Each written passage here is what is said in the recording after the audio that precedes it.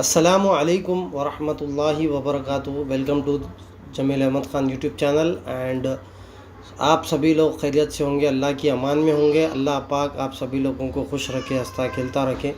दोस्तों, थंबनेल में आप देखे होंगे, आज ट्रेडिंग का सबसे गंदा दिन था मेरा। आज today was the worst day of my trading career. So आज क्योंकि आज मुझे 10,173 रुपये का नुकसान हुआ, वो आज मैं आपको इस वीडियो में तफसीली गुफ्तगू करूँगा। और जो है NBCC के बारे में भी हम तज़किरा करेंगे, और जो है आगे के फ्यूचर्स के प्लान्स भी मैं आपको डिस्कस करूँगा। और आज मार्केट क्यों गिरी, उसकी वजह क्या है, वो भी मैं आज आपको बारी बारी डिस्कस करूँगा। आपको ये वीडियो में बहुत सी लर्निंग मिलने वाली है। आप जो है प्लीज़ इस वीडियो को एंड तक देखिए, आपको बहुत सारी लर्निंग मैं आपको देने वाला हूँ इस वीडियो में। तो सबसे पहले आज हमारा जो निफ्टी 50 है, अगर आप देखेंगे 15 मिनट की कैंडल, 15 मिनट का चार्ट देखेंगे तो 22,450 से 21,980 पे ट्रेल कर रहा आप, ठीक है। तो इतनी बड़ी गिरावट तकरीबन 500 पॉइंट की गिरावट हमको मिली। और अगर आप देखेंगे तो टोटल इसने 1.5% की गिरावट इसने ली, ठीक है। अब इसकी वजह पे आते हैं, कई को गिरा। इसीलिए गिरा मार्केट क्योंकि कल हमारी जो सेबी की जो चेयरमैन है, जिसका नाम माधवीपुरी बच बोल के है, वो चेयरमैन। सबसे पहले सेबी क्या है? सेबी का मतलब है securities exchange board of India. जितने भी सिक्योरिटीज़ है हमारे इंडिया के, स्टॉक्स हो गए, बॉन्ड्स हो गए, डेट बॉन्ड्स हो गए, जितने भी जो है कैपिटल मार्केट में जितने भी एसेट्स है, उसको ये बोर्ड रेगुलेट करता है। और तमाम NSE जैसा कि नेशनल स्टॉक एक्सचेंज है, BSE बॉम्बे स्टॉक एक्सचेंज, सारे इसके अंडर रहते। सेबी ने अगर बोल दिया हाँ तो हाँ, इन लोगों को सबको फॉलो करना पड़ेगा।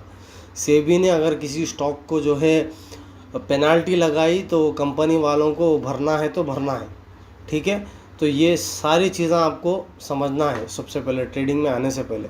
तो सेबी की जो चेयरमैन है माधवीपुरी बच बोल के, उसका नाम माधवीपुरी बच बोल के है, गूगल करो आप मालूम होगा। उनने ये कहा कि सारे स्टॉक्स की वैल्यूएशन बढ़ चुकी है, वो एक बबल बन चुका है और ये बबल कभी भी फट सकता बोल के खाली इतना स्टेटमेंट आया। कल माधवीपुरी का स्टेटमेंट आना था और आपके सामने रिज़ल्ट देखिए आप, 500 पॉइंट से ज़्यादा मार्केट गिर गया।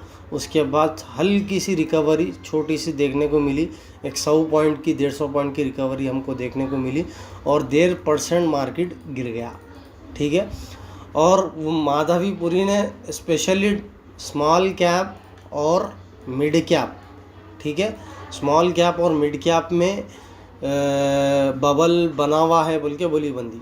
तो अब मैं स्मॉल कैप और मिड कैप में ही ट्रेड करता हूँ, ठीक है। ये जितने भी सारे स्टॉक्स है ये स्मॉल कैप और मिड कैप के, तकरीबन इसमें स्मॉल कैप और मिड कैप ही है।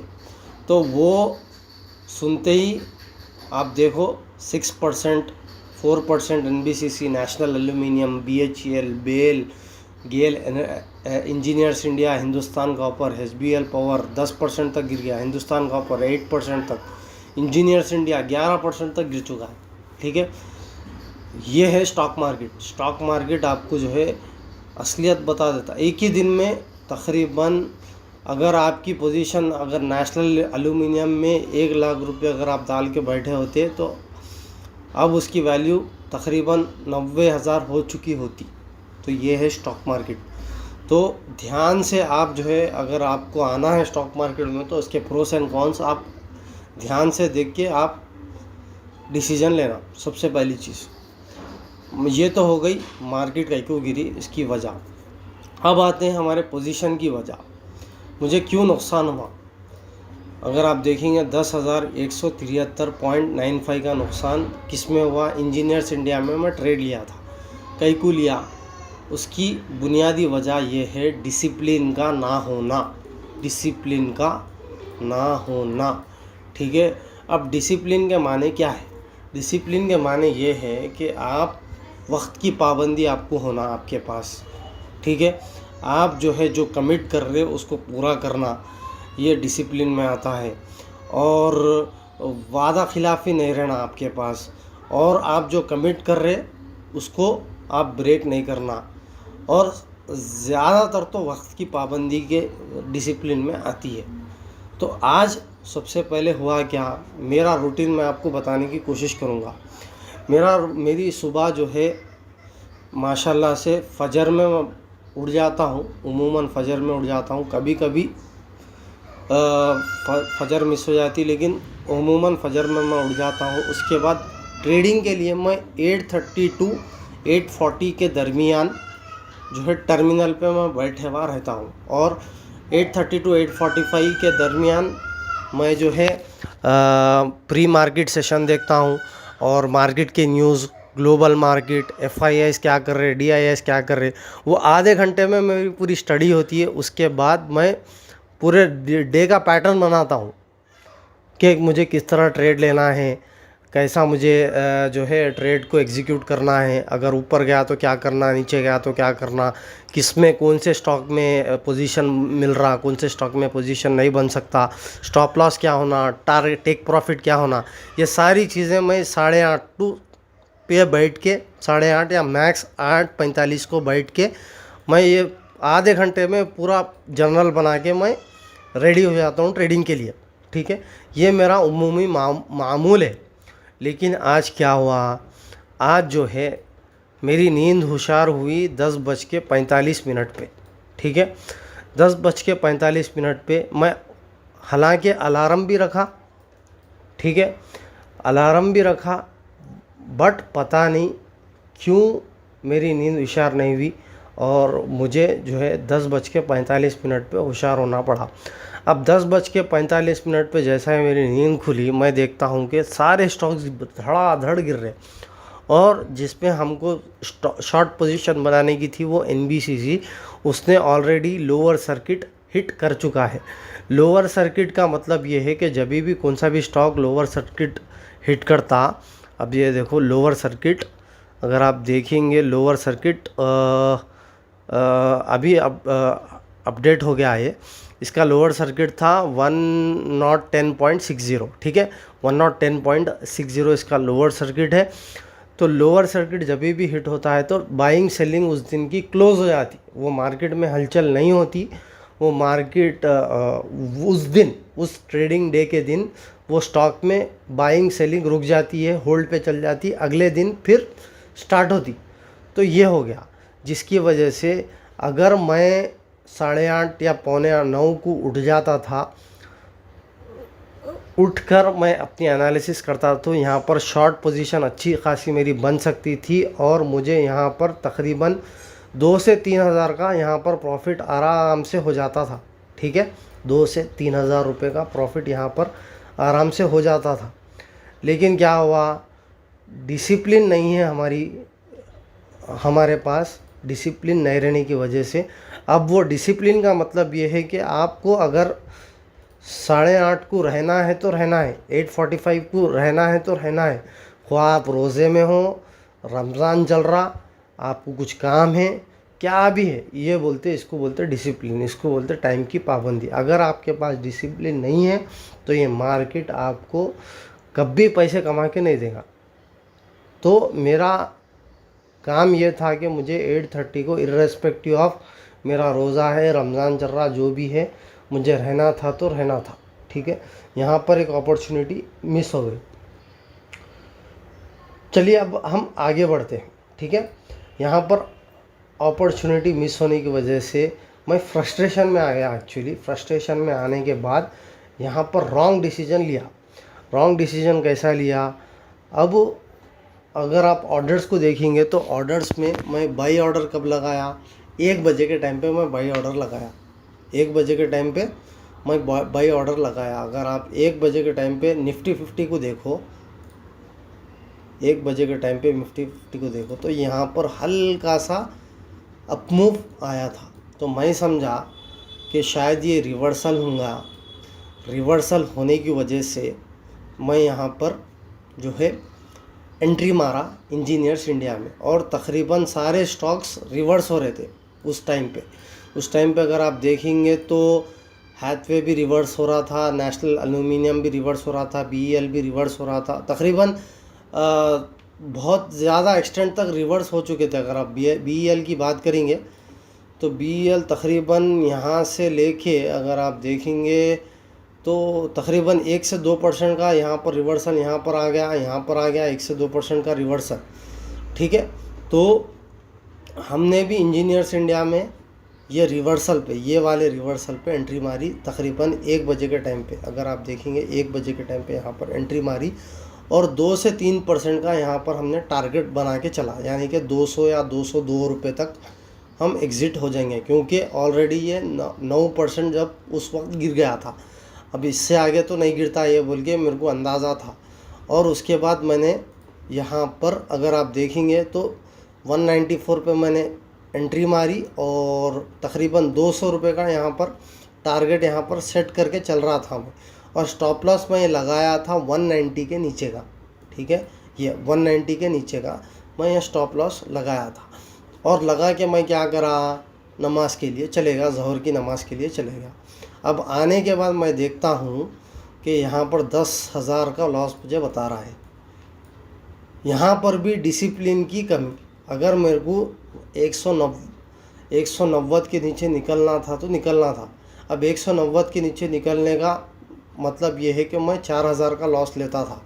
अब 4,000 का लॉस जाके 10,000 का लॉस कहीं को हो गया, डिसिप्लिन नहीं रहने की वजह से नहीं निकल सका मैं। और नमाज को गया, नमाज को जाके क्यों बोल तो ऑलरेडी ये लो पे चले गया ना, और कितना गिरता बोल के ये गुमान में मैं रख के चले गया, और डिसिप्लिन नहीं था यहाँ पर।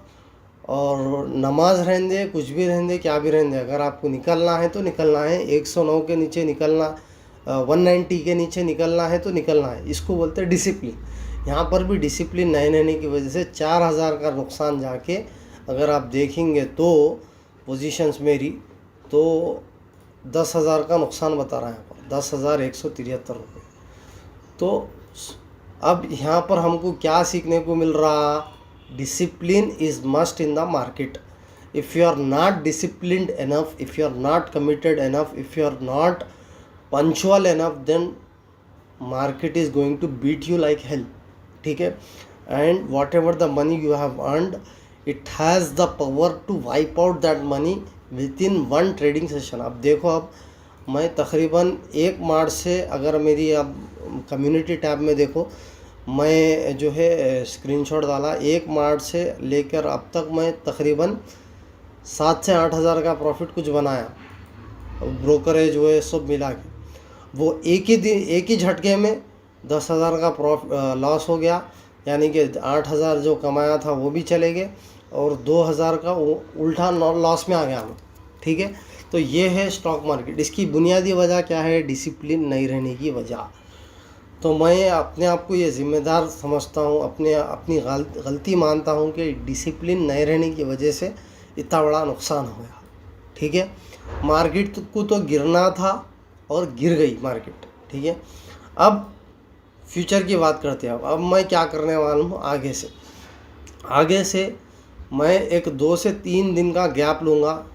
आई थिंक उससे बढ़ के मे बी 1 वीक और 2 वीक्स का भी हो सकता गैप लूँगा ट्रेडिंग का, क्योंकि इतना बड़ा नुकसान हो गया। थोड़ा हम वेट करेंगे और अपमूव का इंतज़ार करेंगे, और हुआ तो एनबीसीसी में देखूंगा कि मैं एनबीसीसी में क्या कर सकते, क्योंकि सारी मार्केट यहाँ पर गिर रही है, इसीलिए मैं भी होल्ड करके बैठा। अगर आप देखेंगे मेरे जो सपोर्ट लेवल्स है एक दिन के, ये वाला सपोर्ट लेवल था वो भी ब्रेक हो गया। अब वो भी ब्रेक होके अब जो है क्या बोलूँ मैं, 55 EM है। अगर आप ये देखेंगे, ये वाला मैं ज़रा गहरा कर देता हूँ ताकि आप लोगों को अंदाज़ा हो जाए। मैं EMS की लाइन गहरा कर देता हूँ।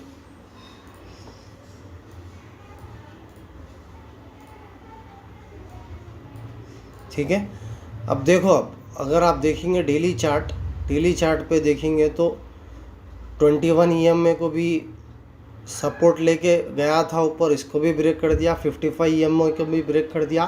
100 EMA को भी ब्रेक करने वाला है। अब बहुत प्रोबेबली 100 EMA को मैं अब क्या करने वाला हूँ, 100 EMA तक वेट करूँगा। अब जैसा ही 100 EMA वेट करते ब्रेक होता है, मैं निकलने की कोशिश करूँगा इसमें से, ठीक है। ये NBCC का जितना भी लॉस हो रहा है, तकरीबन 55,000 या 60,000 का अभी लॉस बता रहा है, और ज़्यादा से ज़्यादा 70,000 का लॉस आई थिंक बुक मेरे अंदर वो बेयर करने की कैपेसिटी है। तो 70,000 का लॉस मैं बेयर करूँगा, बेयर करके वहाँ से निकल जाऊँगा। निकलने के बाद फ्रेशली हम लोग इंशाल्लाह ताला अगली बार नए पोजीशन के साथ हाजिर होंगे और नई कमाई के साथ हाजिर होंगे। और ये जितनी भी ये आज मार्केट में जो हालात है, ये दोस्तों मेरे भाइयों कुछ भी नहीं है। ये कोरोना के टाइम पे मैं 10-10%, 15-15% गिरते हुए मार्केट को देखा। Lower circuit to lower circuit गिरते हुए देखा मैं, lower circuit to lower circuit गिरते हुए देखा। मेरा जो पोर्टफोलियो था तकरीबन 70,000 के आसपास, 80,000 के आसपास मैंने लॉस बुक किया, फिर दूसरे दिन उससे डबल कमाया। तो ये मार्केट में होते रहता। और हमेशा याद रखो, नफ़ा और नुकसान का देने वाला सिर्फ़ और सिर्फ अल्लाह है। नफ़ा और नुकसान का देने वाला सिर्फ़ और सिर्फ अल्लाह है। रिस्क का देने वाला सिर्फ़ और सिर्फ अल्लाह है। अगर आपको भी इसी तरह का नुकसान हो रहा तो घबराइएगा नहीं, डरिएगा नहीं। ये मार्केट आपको फिर से अपॉर्चुनिटी देगा कमाने का। मैंने बारहा देखा हूँ, मैंने बारहा नोटिस किया है कि जितना बड़ा लॉस होता उतना प्रॉफिट में निकल गया आया मैं। 1 साल के बाद, दूसरे साल के 2 साल में, 1 साल में जितना बड़ा लॉस होता उतना बड़ा प्रॉफिट में निकल के आया हम। तो ये बारहा मैंने देखा हूँ, बारहा मैंने इसको नोटिस किया हूँ। कोरोना के टाइम पे लोअर सर्किट्स लगते हुए देखा मैं। और अब ये जो मैं अगर आपको प्रैक्टिकली बताने की कोशिश करूँगा, अगर आप देखो वीकली, ठीक है, कोरोना का जो टाइम था अगर आप देखेंगे ये वाला,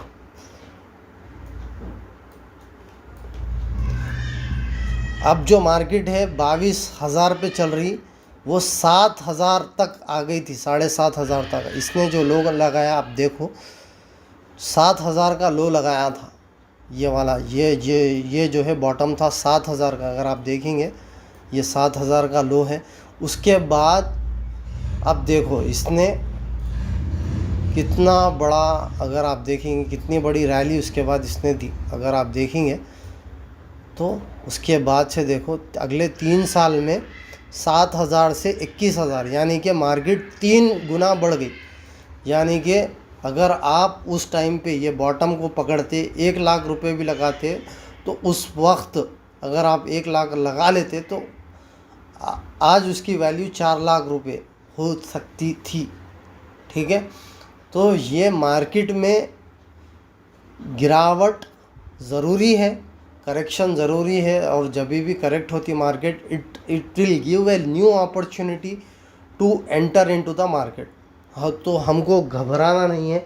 अगर आपके पास पैसा है, अगर आपके पास जो है जो भी अगर पूंजी है, तो this is the right time to invest, ठीक है। वॉरेन बफे का कोट है कि when market is greedy be fearful and when market is fearful be greedy. यानी कि मार्केट में जब डर है, खौफ है, तो आपको लालची बनना है। डर का मतलब कि सब बेच रहे, अरे मार्केट कितना गिर जाती है। तो जब सब बेच रहे तो आपको उस वक्त ख़रीदना है, ठीक है। और जब मार्केट में जो है सब ख़रीद रहे तो आपको बेचना है, ठीक है। तो ये कॉन्सेप्ट पे अगर आप चलेंगे तो डेफिनेटली आपको पैसे कमाएंगे। और फंडामेंटली स्ट्रॉन्ग स्टॉक आप चुनिएगा, डेफिनेटली आपको उसमें फ़ायदा होगा। तो ये थी चीज़ें। और कुछ दिन के लिए मैं ट्रेडिंग होल्ड करने वाला हूँ इंशाल्लाह ताला। देखते हैं क्या हो सकता है आगे। और मैं ट्रेडिंग होल्ड करने का मतलब ट्रेडिंग से रिलेटेड, तो अगर मैं ट्रेड लिया तो वीडियो आएंगी, नहीं लिया तो नहीं आएंगी।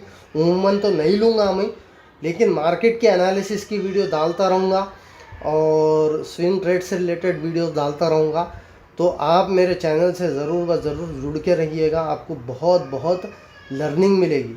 और मैं ये मानता हूँ कि जो शख्स दूसरों की गलतियों से सीखेगा उसके ग्रोथ होने के चांसेस और बढ़ जाते हैं। The chances of growing is very high when that person learns from others mistakes। तो ये एक थंब रूल है, आपको ये देखो। और मेरी गलतियाँ आज मैं एक लाइन में सम अप करूँ तो discipline discipline discipline, time punctuality time punctuality time punctuality, no frustration, stop loss पे निकलना है तो निकलना है। वहाँ मस्जिद को जाओ, नमाज को जाओ, रोज़े में है, रमज़ान में है, कुछ भी हो क्या भी हो, निकलना है तो निकलना है, ठीक है। ये चीज़ें हैं। तो उम्मीद करता हूँ आपको ये वीडियो पसंद आया होगा। अगर पसंद आया है तो प्लीज़ इसको शेयर करिए, इस लर्निंग को लीजिए, अपने अंदर उतारिए और ख़ुद भी जो है कमाइए। दुआ दीजिए मुझे भी और हंसते खेलते रहिए। मैं मिलता हूँ अगली वीडियो में, तब तक के लिए आपका भाई जमील अहमद ख़ान साइनिंग ऑफ। अस्सलामु अलैकुम व रहमतुल्लाहि व बरकातुहू।